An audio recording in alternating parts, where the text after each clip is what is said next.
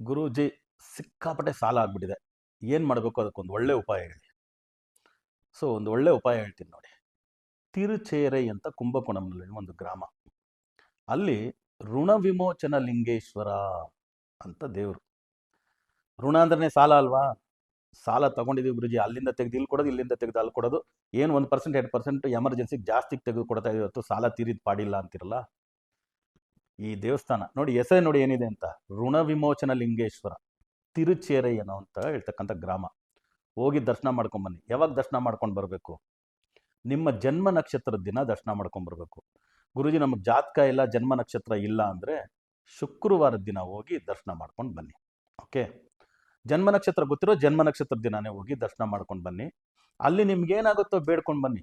ನಾನು ಈ ಥರ ಪೂಜೆ ಮಾಡಿಸ್ತೀನಿ, ಈ ಥರ ಅಭಿಷೇಕಕ್ಕೆ ಕೊಡ್ತೀನಿ, ಏನೋ ನಿಮ್ಮ ಕೈಯಲ್ಲಾಗಿದೆ ಏನೋ ಬೇಡ್ಕೊಂಬನ್ನಿ. ಕೆಲವ್ರಿಗೆಲ್ಲ ಅರ್ಧ ಮಂಡಲ ಅಂತೀವಿ, 24 ದಿನಕ್ಕೆ ಸಾಲ ತೀರೋಗಿರಿದೆ. ಬರೋ ದುಡ್ಡು ಬಂದು 48 ದಿನಕ್ಕಾಗಿದೆ, 108 ದಿನಕ್ಕೆ ಸಾಲ ತೀರಿದೆ. ಇದು ನಾನು ನೋಡಿದ್ದೀನಿ.